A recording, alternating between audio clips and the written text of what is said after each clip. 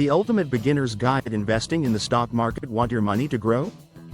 The stock market can seem complex, but it's accessible to everyone. Let's demystify stock market investing. Section 1. What is the stock market? It's where company shares are bought and sold. You become a partial owner of the company. Its value fluctuates based on many factors. Section 2. Key terms you need to know: stocks, equities, individual company shares. Dividends, profits paid to shareholders. ETFs, exchange-traded funds, baskets of stocks.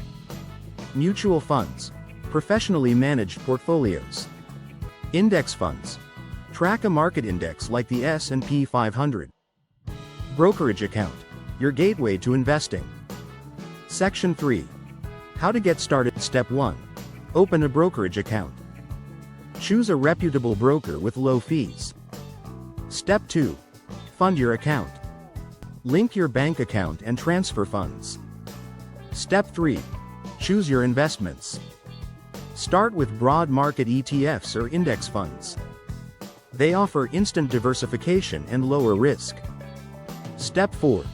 Place your first order. Buy shares of your chosen ETF or fund.